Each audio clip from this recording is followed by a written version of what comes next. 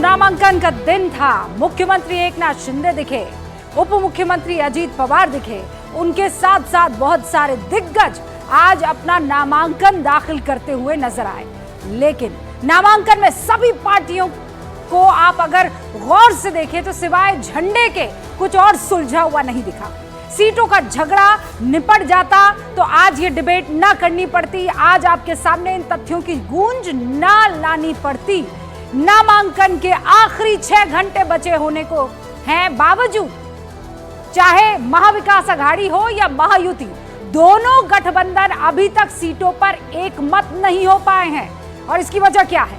महाराष्ट्र के हर इलाके में अलग अलग दल का वर्चस्व।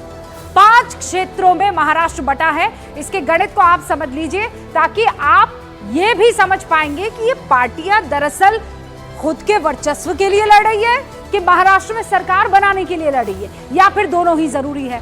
तो 5 अलग अलग रीजन है जिसमें महाराष्ट्र बटा हुआ है। मैं सियासी लिहाज से बता रही हूं। जहां गठबंधन का एक दल मजबूत है वहां दूसरा दल मजबूत नहीं है। जैसे ही सहयोगी दल की तरफ से दावा होता है, असहज वाली स्थिति पैदा हो जाती है कि भाई यहां तो हम मजबूत है ना, यहां आपको नहीं लाना चाहते हैं। फिर वही दल ये कहने लगता है कि देखिए भाई अब हमें मजबूती चाहिए। ये देखिए महाराष्ट्र का सियासी दंगल यहां आगे आपको ग्राफिक्स के जरिए समझाने की कोशिश कर रही हूं। कोंकण मुंबई की 72 सीटें हैं। बीजेपी और शिवसेना का वर्चस्व इस इलाके में है। इस इलाके में दोनों ही पार्टियां बड़ा रसूख रखती है वोटर्स के दिल में। ऐतिहासिक रूप से शिवसेना और बीजेपी का वर्चस्व 2024 के लोकसभा चुनाव में एनडीए महाराष्ट्र के सभी इलाकों में इंडिया ब्लॉक से पिछड़ी थी, लेकिन कोंकण और मुंबई इलाके में वो आगे रही थी। इसी इलाके में शिवसेना टूटने अब जो है उद्धव गुट को ये महसूस करने पर मजबूर कर दिया है कि उसका वर्चस्व यहां कायम रहेगा। यानी उद्धव ठाकरे जो हैं वो असल में यहां के वोटरों के दिल पर राज करेंगे। इसलिए महाविकास अघाड़ी से 72 में से 40 सीटों पर उद्धव गुट ने अपना उम्मीदवार जो है यही इस इलाके में उतारा। बीजेपी ने भी इस इलाके में अब तक सबसे ज्यादा 43 प्रत्याशी उतारे हैं।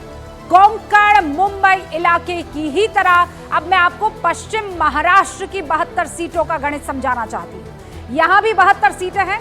ये वो इलाका है जिसे शरद पवार का गढ़ कहा जाता है। ये मैप आपके सामने है और सियासी दंगल की असलियत यहां आपके सामने है। शरद पवार का सियासी गढ़ है। पवार परिवार का किला कहा जाने वाला बारामती भी इसी इलाके में आता है। 2019 में भी इस इलाके में शरद पवार की एनसीपी जो है वो सबसे आगे रही थी।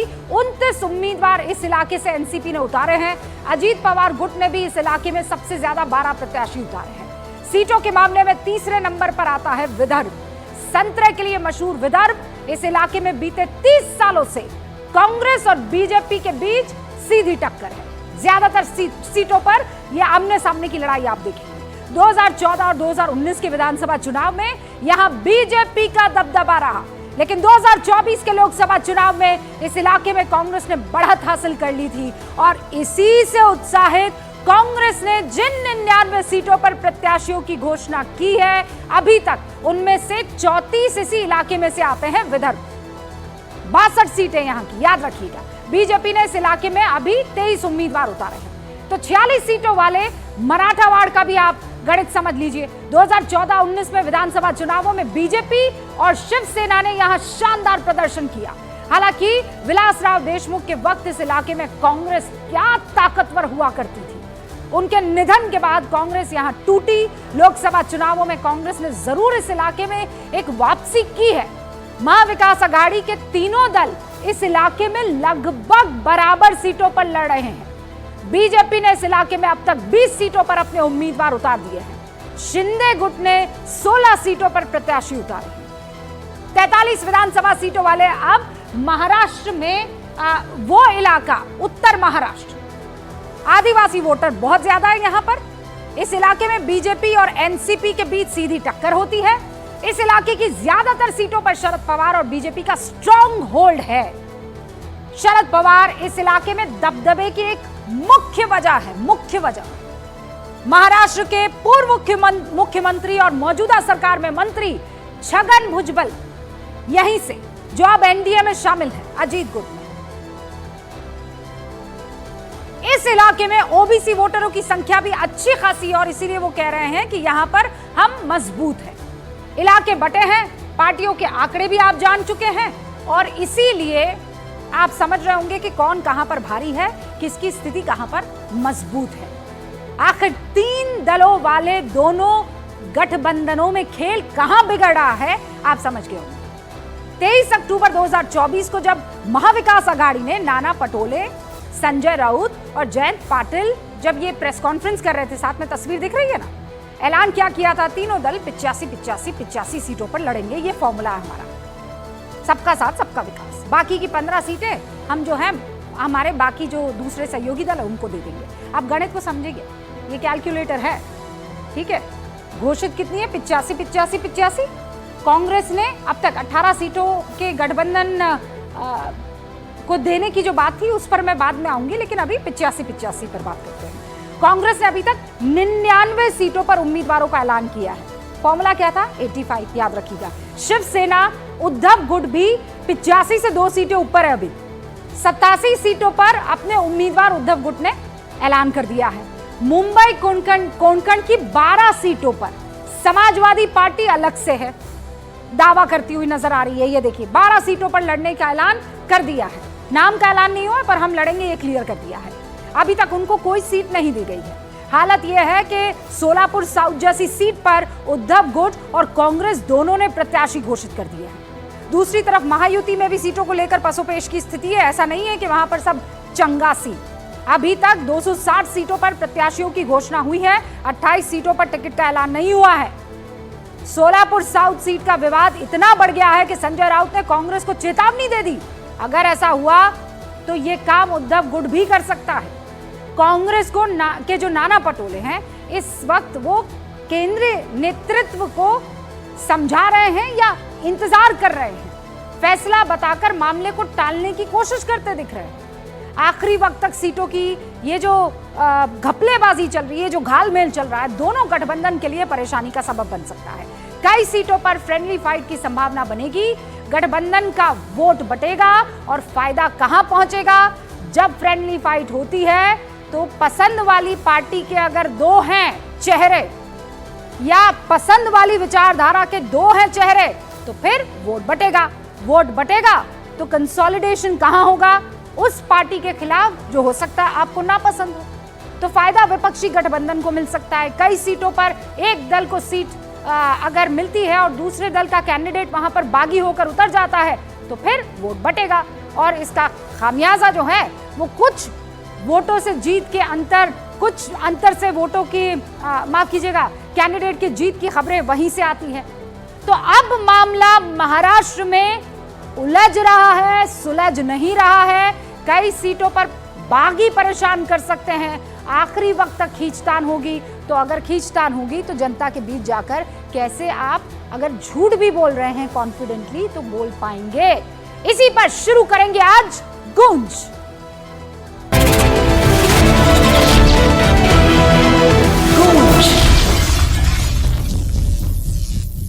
और हमारे साथ सारे खास मेहमान जुड़ चुके हैं। गूंज में हमारे साथ शामिल हो रहे हैं भारतीय जनता पार्टी से जफर इस्लाम, शिवसेना उद्धव गुट यानी यूबीटी से संजय गुप्ता यहाँ स्टूडियो में हमारे साथ मौजूद है, और शिवसेना शिंदे गुट से मनीषा कायंदे आपको स्क्रीन पर दिखाई दे रही है। हमारे साथ तहसीन पूनावाला खुद महाराष्ट्र से ताल्लुक रखते हैं, कांग्रेस का पुरजोर तरीके से समर्थन करते हैं, आपको स्क्रीन पर नजर आ रहे हैं।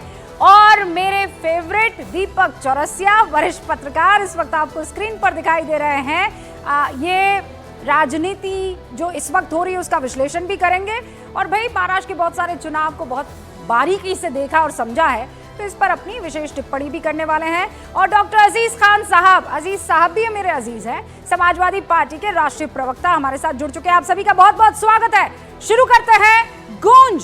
सबसे पहला सवाल इस वक्त 12 सीटों को लेकर अजीज भाई आप ही से हैं।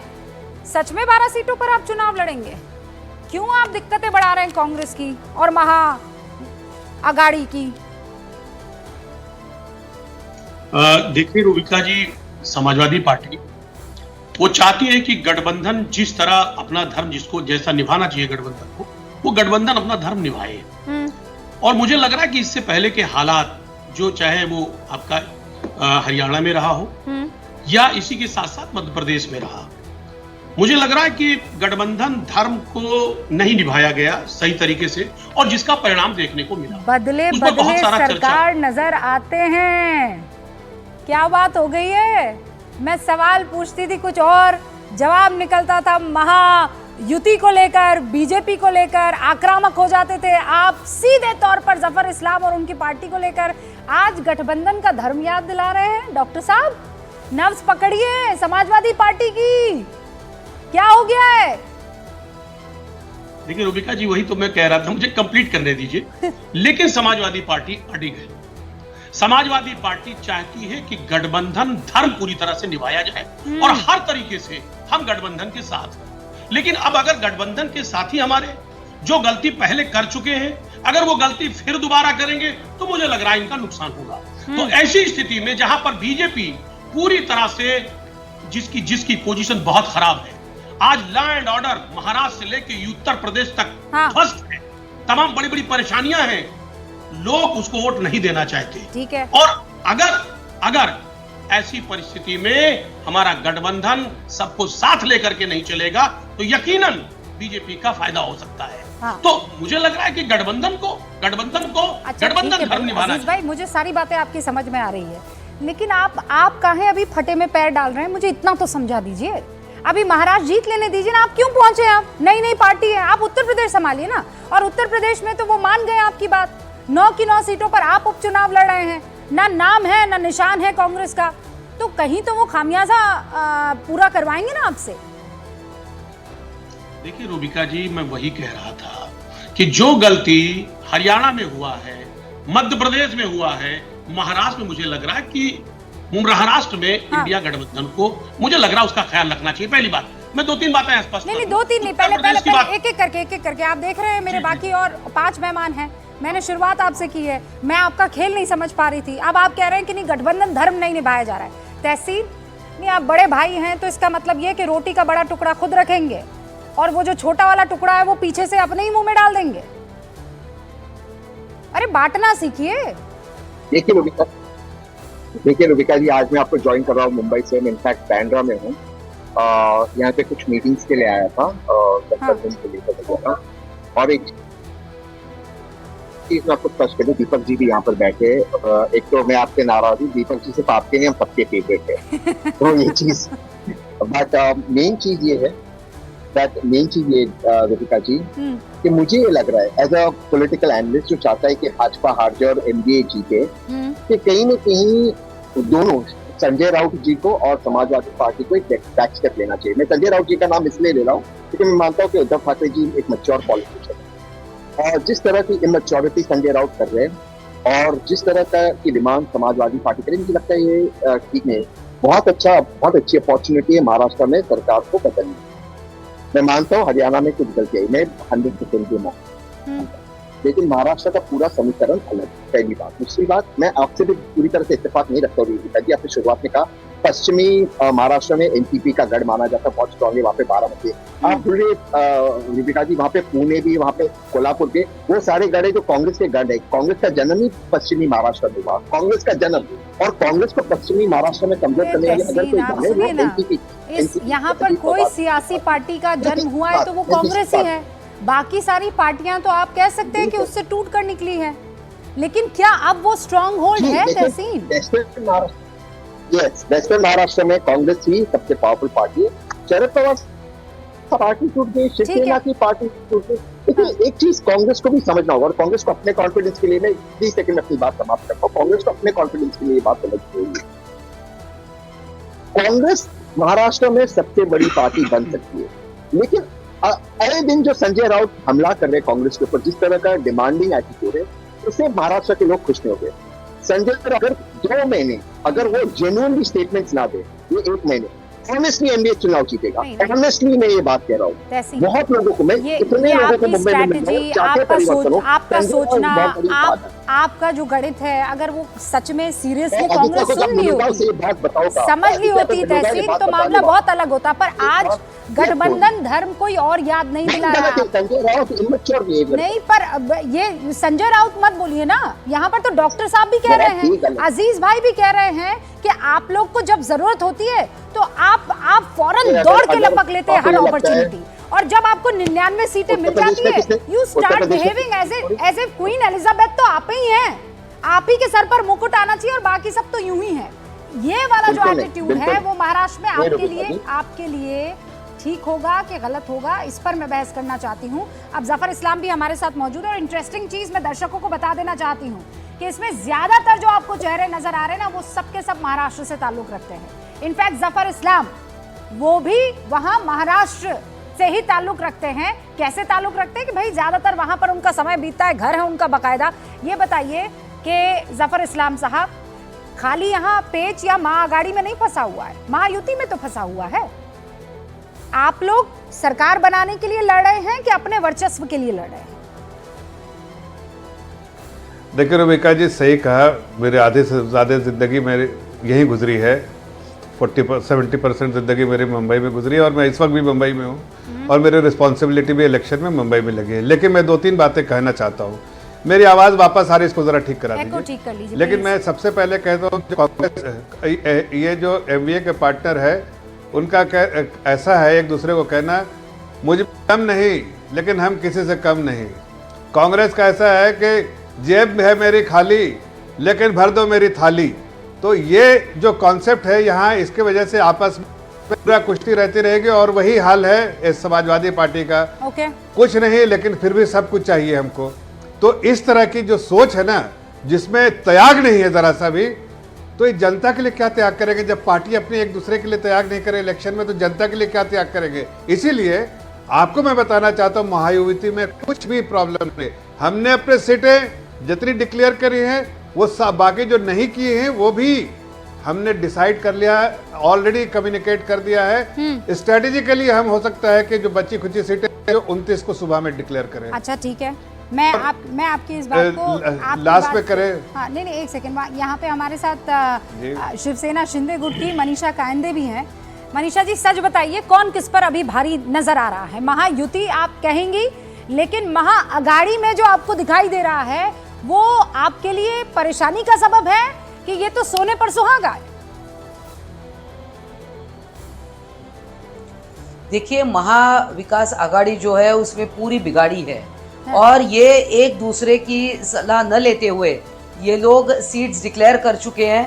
काफी सारी जगह लोकसभा में इसी प्रकार का हुआ था कि इन्होंने अपनी अपनी सीट डिक्लेयर कर दी। और इनके हर एक मीटिंग में दिखाने चाहते, नाना पटोले कह रहे हैं कि मुझे मुख्यमंत्री पद का चेहरा बनाइए। वहाँ उद्धव ठाकरे जी वो कह कर थक गए, बाद में चुप हो गए। तो इनके पास ये इनका झगड़ा जो है कि हमको ये सीएम पद का घोषित कीजिए, मगर महायुति में हमारे बीच में कोई अनबन नहीं है, सब शांतता पूर्वक हो रहा है। और बिल्कुल आप देखेंगे कि हम भारी होंगे महाविकास आघाड़ी पर। हमें एक दूसरे में स्पर्धा नहीं करनी, हमें ज़्यादा से ज़्यादा सीट हमारी आएंगी और गवर्नमेंट हम बनाएंगे, इसमें मुझे कोई संदेह नहीं है। मतलब जो बात मनीषा जी आप कह रही हैं, आपके ही पुराने, मतलब अब तो परिवार में फूट पड़ गई है। संजय जी यहाँ पर मौजूद हैं। संजय जी, आप लोगों में सच में सीएम को लेकर लड़ाई चल रही है? मैं सीएम, ये सीएम, वो सीएम, ये सीएम, कौन सीएम?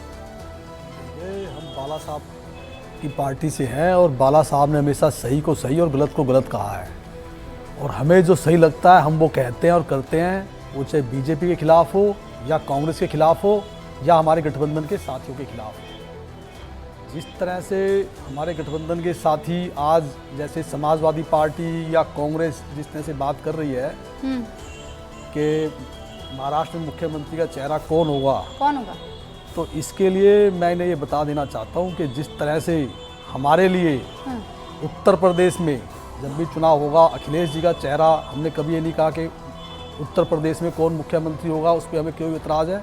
हमने कभी ये नहीं कहा कांग्रेस को कि अगर केंद्र में सरकार होगी तो राहुल गांधी जी प्रधानमंत्री नहीं होंगे, हमारा होगा या हमारा कोई होगा। और हमने पहले भी कभी भी कभी भी केंद्र के अंदर जब बीजेपी की सरकार रही, हमने कभी कोई मंत्रालय नहीं मांगा, कभी कुछ उसमें इंटरफेरेंस नहीं कहा। तो मैं अपने सबसे पहले तो अपने साथियों को, जो हमारे गठबंधन के साथी हैं, जो आज संजय राउत जी पर उंगली उठा रहे हैं, तहसीन पुनावाला स्क्रीन पर मैं उन्हें ये बता देना चाहता हूँ कि वो सोच समझ के बोले कि उनके लिए उत्तर प्रदेश ज़्यादा अहम है या केंद्र में राहुल गांधी जी को प्रधानमंत्री बनाना ज़्यादा अहम है या महाराष्ट्र के मुख्यमंत्री की कुर्सी उनके लिए ज़्यादा अहम है। बात क्लियर कर दी ना आपने संजय जी, यही तो खेल है ना। मैं कह रही हूँ कि आपके वर्चस्व की लड़ाई है, महाराष्ट्र में सरकार बने नहीं बने इज अ डिफरेंट थिंग, वो तो दूसरे नंबर पर आ रहा है। अभी आप लोग कह रहे हैं कि भाई वो प्रधानमंत्री रख ले कौन, राहुल गांधी है ना, यूपी का सीएम रख ले कौन, अखिलेश यादव, महाराष्ट्र तो हमको चाहिए, है ना। क्लियर हो गया, बंटवारा हो गया। तो बीजेपी के साथ अगर हम गठबंधन से अलग हुए तो उसके पीछे सिर्फ एक ही बात तो थी कि बाला साहब का ये सपना था कि महाराष्ट्र के अंदर शिवसेना का मुख्यमंत्री होना चाहिए। सरकार तो हमारी बनी रही थी। तहसीन पुनावाला सुन रहे हैं आप, यहाँ 3 चेहरे इंडिया गठबंधन के और तीनों अलग अलग दिशा में जा रहे हैं।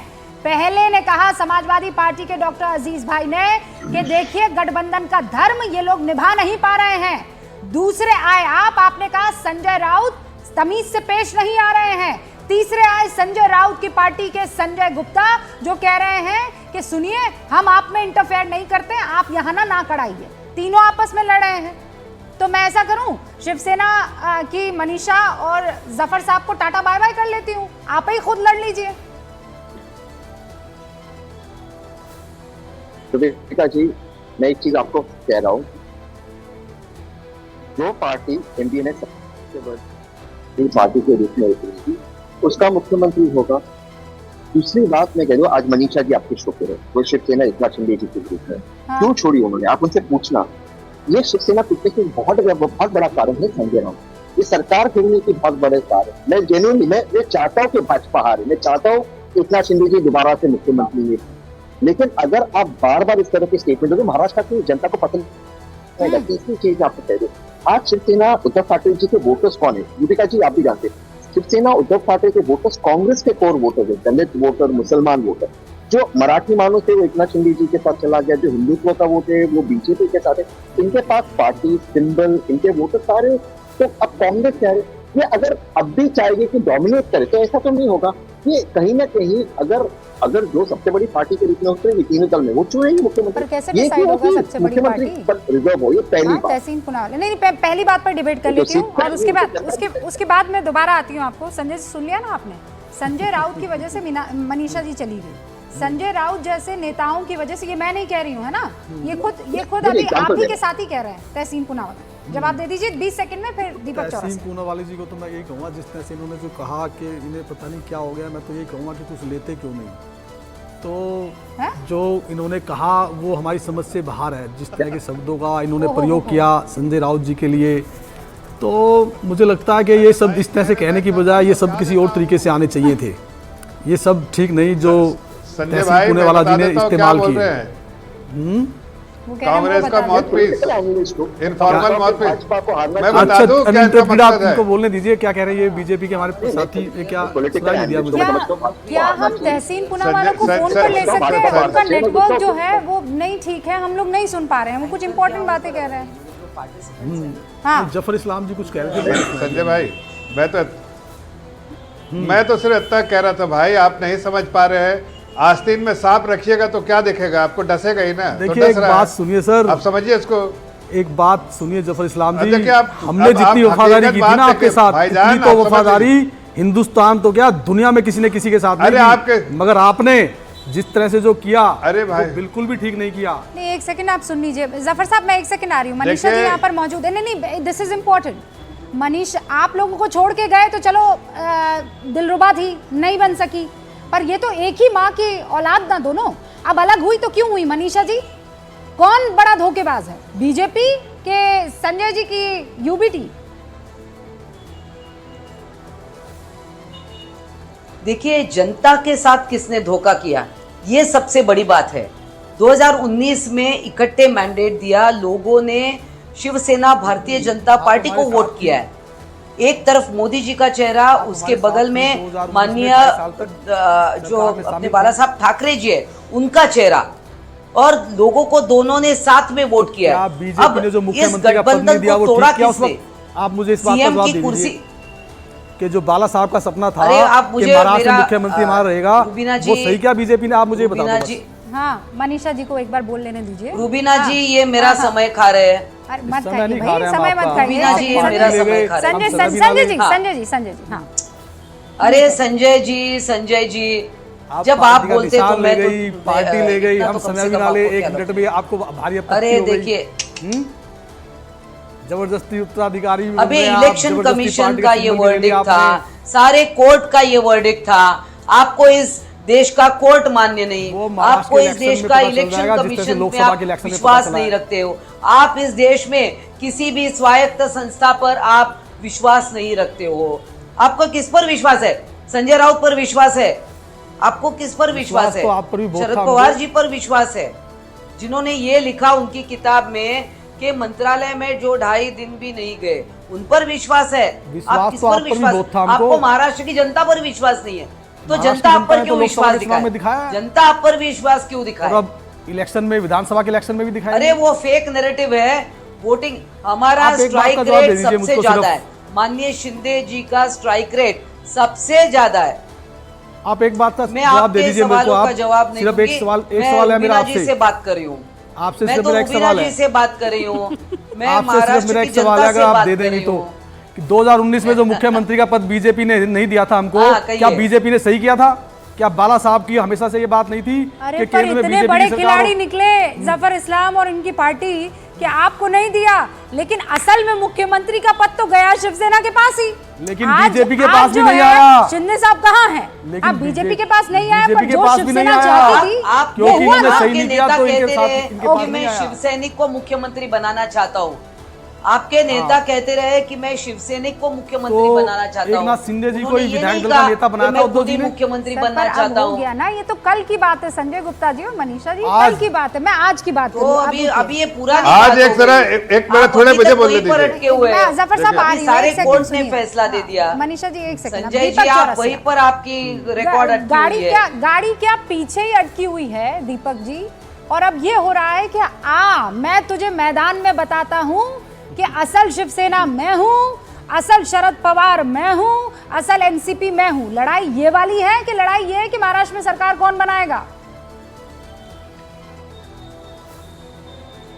बनाने को तो है ही, लेकिन उससे पहले जो एनडीए वाले लोग हैं, महाविकास आघाड़ी वाले, ऐसा लगता है वो आपस में एक दूसरे से ही निपटने के लिए लगे हुए हैं। मैं आपका उदाहरण बताता हूँ। 85 सीटें शिवसेना, एनसीपी और शरद पवार जी के एनसीपी, शिवसेना और कांग्रेस के बीच बटी।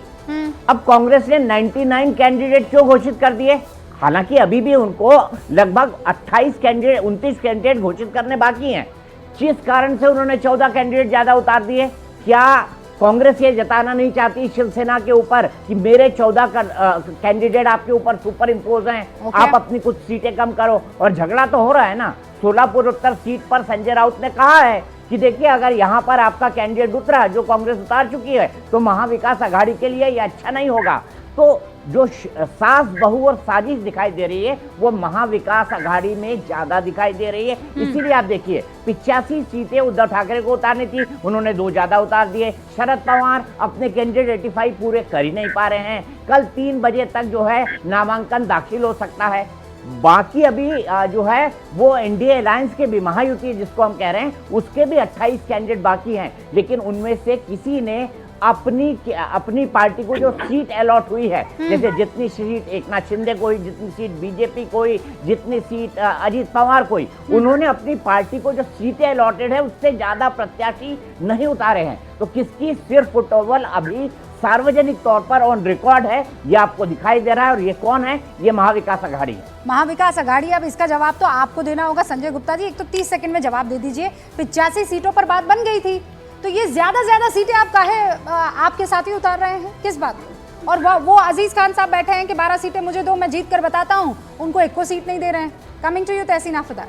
30 सेकंड में जवाब दीजिए। देखिए, सीटों पर बंटवारे की बातचीत पे पेश तो बीजेपी के साथ भी फंसा करते थे और ये ठीक उसी तरह से है, और सीटों के बंटवारे पर बातचीत हो संजय चुकी जी, आप है। सवाल काहे नहीं समझते हैं? बताइए। मैं आपसे कह रही हूँ कि 85 का फॉर्मूला मैंने थोड़ी निकाला है यहाँ बैठ के, तो ठीक है, वो तो आप लोगों ने निकाला है ना। अब जब निकल गया है, जब लोहे की लकीर खींच दी गई है, तो उससे आगे परे क्यों जा रहे हैं आपके साथ ही लोग? थोड़ा बहुत ऊपर नीचे जो हो रहा है, ये सब समीकरण एकदम सही हो जाएंगे और थोड़े बहुत दिनों के अंदर कि क्या सीट का कैसे क्या समीकरण रहेगा, क्योंकि उम्मीदवार अभी घोषित किए जा रहे हैं, कुछ सीटें अभी रहती भी हैं। तो क्या सीट का समीकरण रहेगा, अभी तो ये अंदाजा है जो आप दे रही हैं, हम कह रहे हैं, अब ये फाइनल नहीं है। और सीटों की बात पे मैं आपको नहीं, बता तो अगर देता हूं। फाइनल नहीं है और अगर आपके साथी कांग्रेस वाले वापस कैंडिडेट पीछे लेते हैं, तो ये कोई अच्छा मैसेज जाएगा? नहीं, देखिए, देखा जाएगा कि किस सीट पर कौन सा कैंडिडेट जीत सकता है। हम इस बात की चीज को देखेंगे ना, कहां पर किसका उम्मीदवार जीत सकता है। तो इस चीज पर जो समीकरण चल रहा है वो अभी फाइनल नहीं हो सकता। नहीं, पर सब तो अलग अलग अपने हांडी चढ़ा रहे हैं ना। अब आप लोग कह रहे थे हम देंग में खाना पकाएंगे, अब सबकी अलग अलग हांडियां चल रही है, तो कोई कैसे अलग हांडियां नहीं है, कहाँ है ना, उसको मैं बता किस तो तरह रही से हूँ। एक करके किस तरह से क्या किया जाए, इस पर अभी समीकरण चल रहे हैं। अच्छा, मुझे संजय जी एक सच्ची बात बताइए, एक ही सीट है, ठीक है, एक ही सीट पर 2 कैंडिडेट अगर उतार दिए आप ही के इंडिया ब्लॉक ने, कुछ तो वो सीटें ऐसी हो सकती हैं। वोट नहीं भी कुछ सीटें ऐसी हो सकती हैं कुछ जिस पर कितनी, उसी पर तो स्ट्रॉन्ग फाइट है ना, तो आप कैसे निकालेंगे महाराष्ट्र का चुनाव? वो भी देखेंगे, क्योंकि कुछ सीटें ऐसी हैं जहां पर सहमति नहीं बन पा रही है। तो जहां सहमति बन गई है वहां ठीक है, जहां नहीं बन पाएगी उसको भी सही तरीके से किया जाएगा, ताकि किसी तरह का भेद ना रहे, क्योंकि कुछ सीटें पर ऐसी संजय हैं। जी ईमानदारी से बताइए ना, फिर तो आपके लिए 2 डबल फाइट है। एक तो अपनों से लड़ो, फिर वापस वहां महायुति से लड़ो, 2 फाइट करेंगे, थक नहीं जाएगा? मतलब एक घूसा यहाँ चलाएंगे, एक घूसा अंदर चलाएंगे, 2 घूसा चल, अरे रेसलर कैसे जीतेगा फिर? कुछ सीटें ऐसी हैं जहां पर सहमति नहीं बन पा रही है, तो उस सीटों पर हम इस तरह से फुटबॉल नहीं करेंगे और रेसलर की तरह लड़ेंगे नहीं। नहीं, जफर इस्लाम साहब, आपको लगता है ये इतना आसान होने वाला है, या आप ही ये सब काम करा रहे हैं? देखिए, आपको अंदर की बात बता संजय भाई, आपको अंदर की बात नहीं बता रहे हैं। नाना पटोले और उनके सहयोगी बैठते हैं और साथ में सामने बैठते हैं शरद पवार जी, सामने बैठते हैं उद्धव ठाकरे और संजय राउत जी। हाँ। अब ये नाना पटोले एंड कंपनी जो भी है वो इलेक्शन जीत के आने वाले, शरद पवार इलेक्शन जीत के आने वाले, ये दोनों इलेक्शन कभी लड़े ही नहीं, जीत ही नहीं पाएंगे। तो इनको कुछ हवा नहीं, ऐसा उनको अंदर में कहा जाता, भाई आप इलेक्शन कभी लड़े नहीं, आप फिर भी कैसे आप लड़ना, हमको चैलेंज कर रहे हैं। तो नाना पटोले ने कहा संजय राउत से तो बात करना नहीं, और इसीलिए संजय राउत दुखी होकर हर दिन सुबह में कमेंट्री देते हैं 9 बजे प्रेस के सामने कि अंदर का माहौल क्या है। अंदर का माहौल किसको पता है? इन लोग, संजय राउत को ऐसे पता है कि अंदर में लड़ाई झगड़ा चल रहा है। और आज मैं आपको बताता हूँ, जनता समझ चुकी है कि जब इनको पावर मिलेगा तो क्या करेंगे। आपस में रोज लड़ाई झगड़ा होगा, इसलिए इनको बेदखल किया जाए। आप लोग क्या एक दूसरे के मुंह पलट के बेदखल किया जाए? जो आप लोगों की टीम जब बैठती है, तो क्या आप लोग मुंह फेर के बैठते हैं एक दूसरे से? आप लोग सामने बैठ के बातें तो आमने सामने अरे भाई, बैठ हम एक दूसरे, मतलब मुझे ये बताइए, बातें नहीं करते, आप एक दूसरे को गाली देते हैं, ये तो बता रहे हैं। आप एक दूसरे, आप राउत जी तो पहले भी बोलते रहे हमेशा, जब आपके साथ थे हैं तो संजय राउत हम तो चर्चा करते हैं, लेकिन आपके यहाँ तो जिनके बात करने के बाद चर्चा अच्छा, चलती है। अरे आप तो जब आपके साथ थे तब नहीं बोलते थे क्या? नहीं, आपको लगता है पंजाब बादशाह, वो आपके लिए सबसे खतरनाक अगर कोई आपका लूज कैनन है तो वही है संजय राउत। आपको ये पता ही नहीं है सर कि खतरनाक कौन है और कौन नहीं है, आप जानते ही नहीं, खत्म कर देगा आपको असलियत का पता ही नहीं है। 23 तारीख के बाद हम उस असलियत को ही बताएंगे आपको कि असलियत क्या है, जो आप जानते नहीं है। 23 तारीख के बाद संजय राउत से महाराष्ट्र की राजनीति में सीटों पे मत जाइए आप, और आप बड़ा दल आदमी है, और आगे भी अगर बन भी जाएंगे ना तो सीएम कौन रहेगा महाराष्ट्र का, ये भी हम डिसाइड करेंगे आगे की। अभी भी हमने डिसाइड किया है। एक शायरी कर रहा हूँ, सुनिए, उद्धव ठाकरे के पुत्र भी हारेंगे। एक शायरी कर रहा हूँ, आपको बता दे रहा हूँ, उद्धव ठाकरे के पुत्र वो भी हार जाएंगे। कर दूं आप कहें तो, आप सुन लीजिए। अच्छा, शेर सुन लीजिए। शायरी कर रहा हूँ आप पर, इसका मतलब आप थोड़ा बहुत तो अभी समझ जाएंगे, और आगे का मतलब आप इस 23 तारीख के बाद समझेंगे। जुस्तजू जिसकी थी उसको तो ना पाया तुमने, सुनिए बाप, जुस्तजू जिसकी थी उसको तो ना पाया तुमने, तुम्हारे मुख्यमंत्री को उप मुख्यमंत्री बनाया हमने, खुद को ही रुसवा किया, हमको ना परेशानी हुई। अच्छा, और अपने शिवसैनिक को तुमसे ही मुख्यमंत्री बनवाया हमने, तुम कम मिली कहां बिछड़ी हमें कुछ याद नहीं। अच्छा, अपनी गुटबाजी में तुमको फंसाया हमने। ओहो, इसी बीच अरे एक बड़ी वाह, खबर आ लेकिन गई है संजय जी, ये जो आप ऐसे हाथ हिला हिला के शेरो शायरी कर रहे थे, सदमा लगेगा आपको। औरंगाबाद की एक जो सीट है, वहां से आपकी औरंगाबाद सेंट्रल, वहां की सीट से आपके कैंडिडेट ने नाम वापस ले लिया है और उन्होंने शिंदे गुट के समर्थन में ये वापस लिया है। कोई बात नहीं, औरंगाबाद आते जाते से रहते। उद्धव ठाकरे गुट को बड़ा झटका लगा है। उद्धव गुट के उम्मीदवार का चुनाव लड़ने से इनकार। औरंगाबाद सेंट्रल के उम्मीदवार ने नाम वापस लिया और शिवसेना के समर्थन में, कौन सी वाली, शिंदे गुट की शिवसेना के समर्थन में ये नाम वापस ले लिया है। नाम है इस कैंडिडेट का किशन चंद तनवाणी। उन्होंने अपना कैंडिडेचर वापस ले लिया है। मनीषा जी, आपके लिए ये बड़ी खबर, अच्छी खबर, अभी तो चुनाव लड़े भी नहीं है। देखिए जो किशन चंद तनवाणी को मैं बहुत सालों से जानती हूँ, हाँ। क्योंकि मैं वहाँ की प्रभारी भी रह चुकी हूँ संभाजीनगर जिला की। और किशन चंद तनवाणी जो है वो शिंदे जी के ऊपर विश्वास दिखाते हैं, मगर ठीक है हमारे साथ आए नहीं, मगर वो मन ही मन में एक ओरिजिनल शिवसैनिक है और शिवसैनिक ही बने रहेंगे। तो उनको ये शायद जो शिवसेना में उद्धव गुट में चल रहा है वो उनको पसंद नहीं है। जिस प्रकार कांग्रेस के पीछे पीछे अब उद्धव गुट लगा पड़ा है, कांग्रेस को किसने बड़ा किया महाराष्ट्र में, कांग्रेस को किसने जिंदा किया महाराष्ट्र में, तो ये उद्धव ठाकरे जी के शिवसेना ने किया है और ये शिवसैनिकों को पसंद नहीं है और इसकी ये शुरुआत हम देख रहे हैं। अच्छा, आप दर्शकों को ये भी बता दूं, कई दर्शकों को ये भी पसंद नहीं आ रहा कि मैंने कहा औरंगाबाद सेंट्रल, मैडम संभाजी नगर गई है तो फक्र से कहूंगी, लेकिन विधानसभा सीट का नाम मैंने जो संभाजी है, नगर कहा है, हाँ बिल्कुल, मैंने संभाजी नगर कहा। व्यूअर्स जो हैं वो कह रहे हैं, रूबिका जी आप कह रही हैं औरंगाबाद सेंट्रल, लेकिन अब विधानसभा सीट का नाम औरंगाबाद सेंट्रल है, लेकिन हाँ हम भी फक्र से कहते हैं कि संभाजी नगर से इस वक्त एक बड़ी खबर आ रही है। लेकिन अब ऐसे में बड़ा सवाल ये है, मनीषा जी क्विकली मुझे जवाब दे दीजिएगा कि अब वो तो चाहेंगे कि शिंदे जी के समर्थन में उन्होंने कैंडिडेचर वापस लिया है, तो फिर उनको वहां से चुनाव लड़ाया जाए आपकी पार्टी शामिल होकर, ऐसा कोई संभावना आपको दिख रही है? देखिए अभी इसी वक्त कहना कुछ मुश्किल है, वहां पर एक्चुअली क्या हो रहा है जो अभी तक मैंने उनका स्टेटमेंट सुना नहीं है, आपकी तरफ से सुने और हाँ। मैंने कुछ न्यूज अपडेट में अभी देखा है। वहां की सिचुएशन को एसेस करना पड़ेगा और अगर कुछ डिसीजन लेना है तो ऑब्वियसली है जो माननीय शिंदे जी उस पर डिसीजन लेंगे, मुख्यमंत्री जी उस पर डिसीजन लेंगे। ओके, अजीज खान साहब 12 सीटें आप अभी भी लड़ेंगे? मैं फिर आपसे, मतलब मेरे लिए सबसे महत्वपूर्ण ये है। देखिए रूबिका जी, समाजवादी पार्टी, भाई देखिए प्लीज इको आ रहा, ठीक कर दे, एको ठीक कर लीजिए प्लीज। सब देखिए रूबिका जी, समाजवादी पार्टी कभी भी नहीं चाहती है कि गठबंधन का कोई नुकसान हो, लेकिन गठबंधन की जिम्मेदारी है कि अपने साथियों को सम्मान करे और साथियों को सीट दे। लेकिन अगर ऐसा नहीं करती है गठबंधन तो मजबूरन समाजवादी पार्टी जहां जहां मजबूत है वहां चुनाव बिल्कुल लड़ेगी, हर हाल में लड़ेगी। लेकिन कतई समाजवादी पार्टी ये नहीं चाहती है कि गठबंधन का किसी भी प्रकार का कोई नुकसान हो। इसलिए हमारे गठबंधन साथियों से मेरा निवेदन है, व्यक्तिगत निवेदन है कि अपने साथियों का सम्मान करें, साथियों को बांध कर लेकर चले, वो गलती रिपीट ना करें जो पहले हरियाणा में किया और मध्य प्रदेश में। जो आप आज करेंगे वही चीज आपको उत्तर प्रदेश में मिलेगी।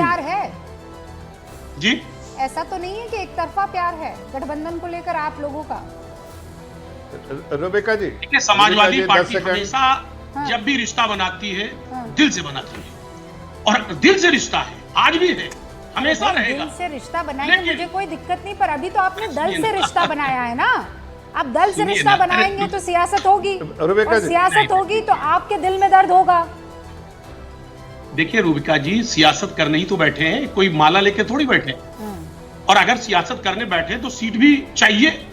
उत्तर प्रदेश की राजनीति का भी ध्यान रखिएगा। आज जो आप कर रहे हैं, आज जो आप कर रहे हैं वो आपको उत्तर प्रदेश में झेलना भी पड़ेगा। हमारी पार्टी काम कर रही है तो ये गठबंधन धर्म निभाने के लिए जो अजीज पार्टियां हैं, बड़ी पार्टियां हैं, उनकी जिम्मेदारी है, उनकी जिम्मेदारी है कि गठबंधन धर्म निभाए। संजय गुप्ता कुछ कह रहे हैं, सुन लीजिए। अपने गठबंधन के साथियों को मैं ये भी कह देना चाहता हूं कि आज सोच लें आप, आपके लिए महाराष्ट्र इंपॉर्टेंट है या उत्तर प्रदेश इंपॉर्टेंट है। आज जो आज अपने साथियों के साथ करेंगे वही आपको उत्तर प्रदेश में मिलेगा, ये भी ध्यान रखिएगा।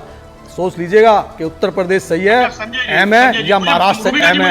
ये 2 सीटें या 5 सीटें अहम है या उत्तर प्रदेश अहम है। जो लोकसभा के रिजल्ट आए हैं ना इस बार उत्तर प्रदेश में, वो रिजल्ट आगे मिलेंगे या नहीं मिलेंगे, ये ध्यान रखिएगा। हम शिवसेना से हैं, सही को सही और गलत को गलत कहने का दम रखते हैं। जरा मुझे 10 सेकंड दीजिए। ऐसा पहली मर्तबा हो रहा है कि मुझे इंडिया गठबंधन के साथियों को पक्ष विपक्ष में दिखाना पड़ा है। ये देख रही है, ये इस वक्त महाराष्ट्र की हकीकत बहुत से नजर आ मामलों रही पर है। एक से नहीं हो सकते। ठीक है, ठीक है। Tehseen Poonawalla, it is going to be very difficult. 10 second Rubika ji. मैंने 10 मैं बता दूं, तहसीन साहब इंतजार कर रहे 10 हैं, बस सेकंड उनके मुझे दे वो अपनी बात दीजिए कर फिर। लीजिए। हाँ, तहसीन पुनावाला 10 सेकंड। नहीं देखिए, 2 चीज है। क्या रूबिका जी, मैं तो इतना देर से बोल रहा हूँ, आप रुबिका, अगर मेरा